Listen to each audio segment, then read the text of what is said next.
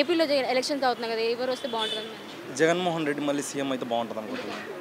ఆయన చేసిన మంచి సంక్షేమ పథకాలు కానీ, పేదలకి చేసిన న్యాయం కానీ, డెవలప్మెంట్ కానీ ప్రతిదీ పేద ప్రజలకు అందింది కాబట్టి మళ్ళీ జగన్మోహన్ రెడ్డి వస్తే పేద ప్రజలు బాగుపడతారని అనుకుంటున్నా. పెత్తందారులు ఏముండదు, పేద ప్రజలు బాగుపడతారని అనుకుంటున్నాను. ఇప్పుడు ప్రజలందరూ బాగుపడుతున్నారు, పథకాలన్నీ బాగున్నాయి. మరి ఇక్కడ ప్రగతి ఎక్కడ ఉందని మనం అభివృద్ధి ఎక్కడ ఉంది? రాష్ట్రం మొత్తం అభివృద్ధి జరుగుతుంది కదండి. సగం సగం పనులు చేసేస్తే ఎలాగా ఉంటుంది?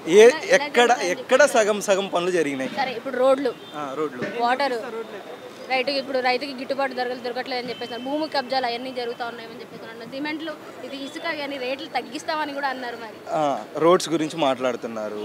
2014లో చంద్రబాబు నాయుడు గవర్నమెంట్ ఉంది. 2014లో రోడ్స్ వేస్తే కరోనా టైంలో 2 years రవాణా మొత్తం ఆగిపోయింది. ఇంకా తిరిగింది 2 years వెహికల్స్. 2 years రోడ్లు పాడైపోతాయా? ఆయన వేయలేదు కాబట్టే కదండి రోడ్లు పాడైపోయింది. ఆయన ఏంది మాట్లాడరు. ఇప్పుడు జగన్మోహన్ రెడ్డి వచ్చిండు, గవర్నమెంట్ వచ్చింది, రోడ్లు పాడైపోయినాయి, ఇదే మాట్లాడతారు జనాలు. అప్పుడు 2014లో ఆయన రోడ్లు వేసి ఉంటే ఇప్పుడు ఆ రోడ్లు పాడవవు కదా. ఇప్పుడు ఇంకో విషయం, ఒక్కసారి నాది ఒంగోలు డిస్టిక్ కనిగిరి నియోజకవర్గం, ఒకసారి మా సైడ్ వచ్చి చూడండి రోడ్లు ఎలా వేస్తున్నారో. అంతకుముందు రోడ్లు బాగానే ఉన్నాయి, ప్లస్ బాగున్న రోడ్లకి గ్రీన్ ఫీల్డ్ హైవేలని, NH 161 అని చెప్పేసి చాలా రోడ్లు, Singarayakonda to Mydukur excellent roads పడుతున్నాయి. రోడ్ల గురించి మాట్లాడుకుంటే భూ కబ్జాలు ఎక్కడ జరిగినాయి? భూ కబ్జాలు అంటే అమరావతి భూ కబ్జాలు. మరి 30,000 ఎకరాలంట, పచ్చని పంట పొలాలు 2 సార్లు పండుతాయి సంవత్సరానికి. అవి మొత్తం అసలు అమరావతిలో పెట్టాల్సిన అవసరమే లేదు రాజధాని. అలాంటిది అమరావతి తీసుకొని వచ్చి 30,000 ఎకరాలు కబ్జా చేసేసి చేస్తున్నారు. దాన్ని భూ కబ్జా అనరా? మరి ఇప్పుడు పోలవరం ప్రాజెక్టు చంద్రబాబు గారు సగం వరకు పూర్తి చేశారు. ఇప్పుడు నేను పదవిలోకి వచ్చాక నేను ఫుల్గా పూర్తి చేస్తాను అని చెప్పి ఇంతవరకు కంప్లీట్ చేయలేదు. సగం వరకు పూర్తి చేశారు, మరి దారుణంగా అండి. ఒకసారి పోలవరం చూస్తే 2019 తర్వాత శంకుస్థాపన కూడా చేయనట్టు ఉన్నాయి అక్కడ కంప చెట్లతో. ఇప్పుడు చూడండి పోయి ఎలా ఉందో డెవలప్మెంట్. వెలుగోడు చెప్పాడు పూర్తి చేస్తా అని చెప్పేసి, అది ఎప్పటి నుంచి ఉందని వాళ్ళ నాన్న రాజశేఖర్ రెడ్డి గారు శంకుస్థాపన చేసింది.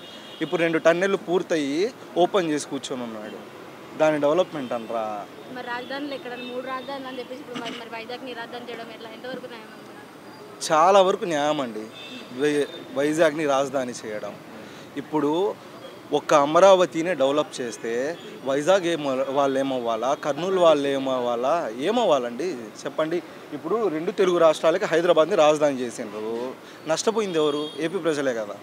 రేపు అలానే కోస్తా రాయలసీమ విడిపోతుంది, 2 స్టేట్లు డివైడ్ అవుతాయి, లాస్ అయ్యేది ఎవరు? రాయలసీమ వాళ్ళు కదా. ఆయన మొత్తం ఆలోచించి 3 రాజధానులు పెడతా అంటే వీళ్ళకి పిచ్చి పట్టింది. కానీ ఈ జన సైనిక్స్కి కానీ టీడీపీ నాయకులకు కానీ ఏం తెలియదు, ఏదో నోటికి వచ్చింది మాట్లాడుతున్నాం అంతే.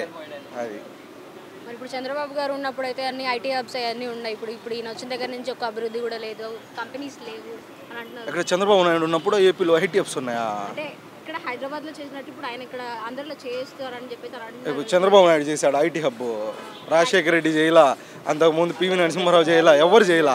ఒక 5 సంవత్సరాల్లో సిబిఎన్ మాత్రం చేసేసిండు మొత్తం డెవలప్మెంట్. 5 సంవత్సరాల్లో ఏ విధంగా ఐటీ హబ్ డెవలప్ అవుతుంది?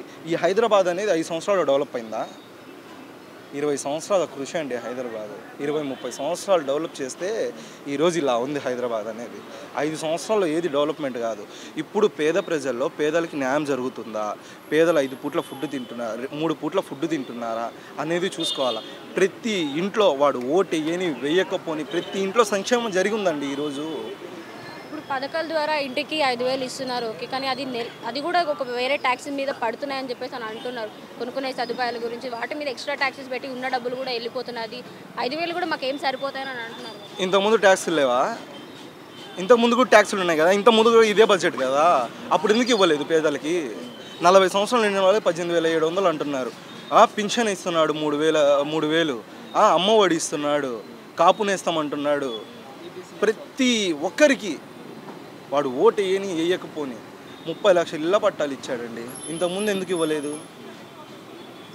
మరి ఇప్పుడు చంద్రబాబు గారు గెలిచే అవకాశాలు ఉన్నాయి, మెజారిటీ ఎక్కువ ఉంది అని చెప్పేసి అని అంటున్నారు. బీజేపీ జనసేన ఇప్పుడు 3 కలిసారు. 3 కాదు, 5 మంది కలిసినా 100 మంది కలిసినా జగన్మోహన్ రెడ్డిని తట్టుకోలేరండి అసలు.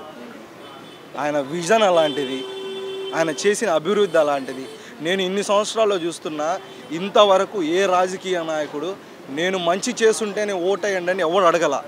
నన్ను మళ్ళీ గెలిపించండి మళ్ళీ మంచి చేస్తా అన్న నాయకుడే కానీ నేను మంచి చేస్తేనే నాకు ఓటేయండి లేకపోతే నాకు ఓటు వేయొద్దు అని అడిగిన నాయకుడిని నేను చూడలేదండి. మరి ఇప్పుడు జగన్ గారు బస్ యాత్ర చేస్తున్నానని చెప్పేసి 4 రోజులు జనాల మధ్య తిరుగుతామని అంటున్నారు. ఎలక్షన్స్ టైంలోనే ఎందుకు జనాలు ఈయనే అని కాకుండా వేరే పార్టీలు కూడా అంత చాలా మందికి జనాలు ఎలక్షన్ టైంలోనే గుర్తొస్తారు, మిగతా టైంలో ఎందుకు గుర్తురారు? వారికి ఎందుకు ఇప్పుడు అభివృద్ధి ఎలాంటి ఏమి చేయకుండా వాళ్ళకి ఆపదలో ఉన్నప్పుడు కూడా పట్టించుకోరు, ఎలక్షన్ టైంలోనే ఎందుకు?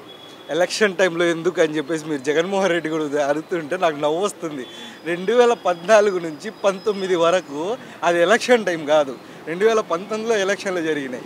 2015 నుంచి ప్రజా సంకల్ప యాత్రలో తిరిగింది జనాల్లో 24 గంటలు మమేకమై 3800 కిలోమీటర్లు తిరిగిన నాయకుడు ఎవడు చెప్పండి?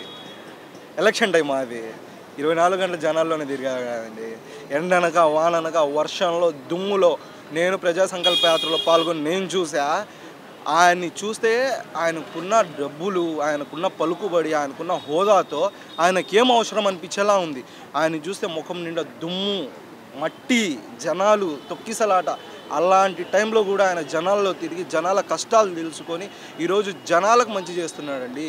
25 లక్షలు ఉందండి ఆరోగ్యశ్రీ బీమా. ఈరోజు 25 లక్షలు పేదవాడు, వాడికి ఎటువంటి వైద్యం బాగాలేకపోయినా ఆరోగ్యం బాగాలేకపోయినా ఏ పేదవాడైనా పోయి కార్పొరేట్ హాస్పిటల్లో ప్రశాంతంగా చూపించుకోవచ్చు ఈరోజు.